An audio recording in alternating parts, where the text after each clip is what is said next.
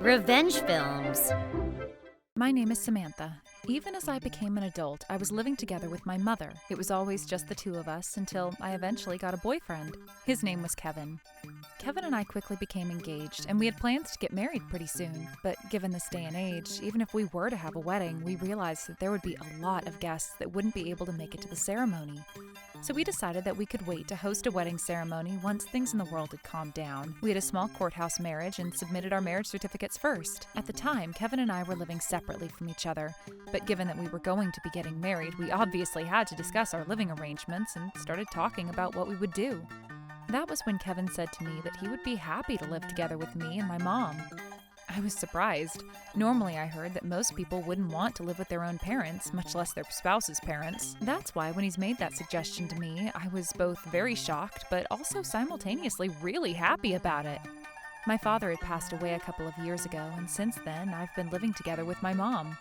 We supported each other, so even after I got married, I always knew that I wanted to live close to her, no matter how old I became. But I never could have imagined that even after I got married, I would be able to live together with my mom. So for that, I was extremely grateful to Kevin. And so, not long after that, Kevin and I became happily married to each other. I thought things were going to be great. However, as soon as Kevin and I got married and he moved into our house, Kevin started treating my mother extremely poorly. In the beginning, I thought maybe he was just going through an adjustment period, but one day when I came home from work, I saw my mother standing outside the front door of our house. She looked upset, and when I asked her what on earth she was doing out there, she told me the most unbelievable story. To my disbelief, she said that Kevin's parents were inside of our house right now. That wasn't the shocking part, but apparently Kevin said that my mom being there would cause his parents to have to be mindful of her, and they wouldn't be able to relax in the house, and so he kicked her out of her own home. But my mom was too kind. She tried to understand how Kevin and his parents felt, and so she said she obliged. At first, she went to cafes and tried to kill time outside so that she wouldn't be at home in their way. However, even after over 2 hours when she came back home, Kevin's parents were apparently still lounging inside of our house. And so she had been waiting outside like this for more than an hour. I couldn't believe my ears. How can something this ridiculous happen when this was her house to begin with? I was furious with my husband's words and actions, so I stormed into the house with my mom and I politely asked my in-laws to leave for the day. As soon as they were gone, I confronted my husband. What on earth is going on here? You do realize that this is my mom's house to begin with, and yet you just kicked my mom out of her own house? What do you think you're doing? But then my husband showed no signs of regret and instead snapped back at me. Because if your mom is here, then obviously my parents can't relax and treat this like their own home. Plus, it's not like it's the middle of summer or the middle of winter right now, so it's not like she's gonna have any issues waiting outside, so what's the big deal? My husband said that like there was no problem with it, and I was shocked. But I explained to him that he better not let something like this happen ever again, and I went back to my mom and I formally apologized to her for my husband. Because my mom was so kind, she kept telling me that I didn't need to worry about it, but to me, this was unforgivable. This house was left behind by my father for my mother after he spent so many years working hard to support our family. And yet I couldn't believe that my husband would kick my mom out of that house when he's the one that moved in to live with us. I thought it would be a one-time incident, but I was wrong. Not long after that, my husband invited his parents over to our house once again. And at that time, because I had given him such a hard time previously for kicking my mom out of the house, he didn't kick her out. However, instead he started treating my mom practically like she was a maid. He made my mom start cooking for his parents, and he made her make tea for them, ordering her around the house like a slave. On top of that, when I had to go to work on the weekend one day, I had left for work on the Sunday to go to the office. Apparently Kevin had his parents over and he had tried to get them to leave the house before I came home. I ran into my in-laws as they were coming out of my house, but I was shocked to see that my mother-in-law was carrying a familiar purse. I don't mean to be rude, but isn't that my mother's purse? I recognized that purse immediately, because when my father was still alive, that was a purse that he had gifted to my mother when they went on their last trip together. That's why I had to ask her, but then my mother-in-law's response was, "Oh, you mean this thing? I saw it in your house and I thought it was beautiful, and then my son said that I could take it, so I did." She then tried to keep walking off with it like it belonged to her, so I stopped her. "No, you can't do that. That was a gift from my late father to my mother just before he passed away." And I grabbed the purse back out from her hands. My mother-in-law looked angry as she stormed away from the house. That night, once again, I ended up in a battle against my husband. I had spoken about that purse to Kevin before and explained the importance of it to him and how much my mom treasured that bag. But then Kevin said, "Oh, come on, please. You don't have to be so annoying about it. I'll get a replacement tote bag at the dollar shop for you or whatever." And that was his response. As for why he just handed it to his mom, I was angry, but this time Kevin snapped at me. "Oh, shut up. Don't you realize that I'm the one doing you a favor by living together with you and your mom? What's so wrong with me inviting my parents over to see me?" And he was raising his voice at me. It may be true that my husband agreed to move in with my mother and I was grateful for that. But if I knew that things were going to end up like this, I never would have wanted to live with him. And at this point, I was deeply regretting it. Also, I started to think that it would be better for my mom if my husband and I moved out of the house already. Plus, I was starting to rethink my entire relationship with my husband. But it was right around that time that the most unforgivable incident happened that would change everything. On that day when I came home from work, I noticed a very large moving truck parked outside my front door. And there was a moving contractor there swiftly packing boxes of things into the trunk. I was shocked, and when I ran into the house, I saw my mom there panicking and not knowing what to do. On the other hand was my husband giving orders to the moving contractors, and his parents unpacking boxes of their belongings. "Hey, what on earth are you doing?" "Well, this house is so spacious, and I thought it was pretty unfair that we only live with your mom when I have parents too. So I decided that my parents are also gonna live here with us." Wait a minute, you're joking, right? I definitely haven't agreed to this, and more than anything, you haven't gotten permission from my mom either.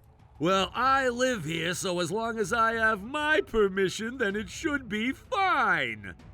When I heard those words come out of my husband's mouth, I felt a furious rage boiling inside of me. "Are you kidding me? You need to move all of this stuff immediately!"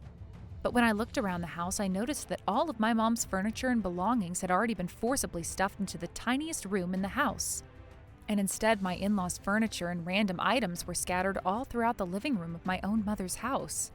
And within that, the thing that angered me the most and was the straw that broke the camel's back was that they had thrown my father's altar into the back of the storage closet. This house was a pretty old house, but before my father passed away, everything had been remodeled. One of my father's friends had a remodeling and construction company, and for half of what it would normally cost to build a brand new house like this, they had helped us renew the interior of the entire house. Thanks to that, it looks like a brand new house, and it was beautiful. On the opposite side of that, when it came to Kevin's parents, I knew that they were living in the same apartment for years and that it was an old and small apartment. So for them, they must have seen the opportunity to live in my beautiful family home and took that and ran with it.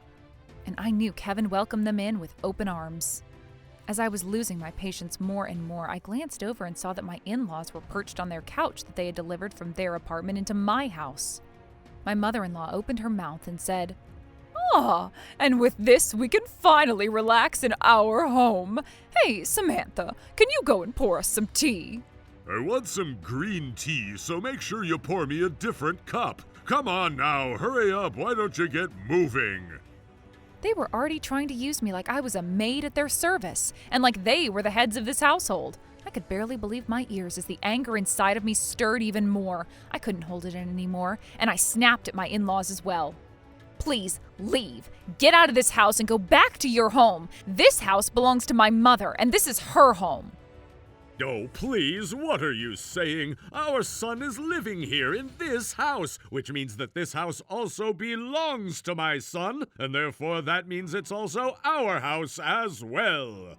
"That's right. If you have so many complaints about it, Samantha, then why don't the two of you move out already? We've already packed up your belongings for you."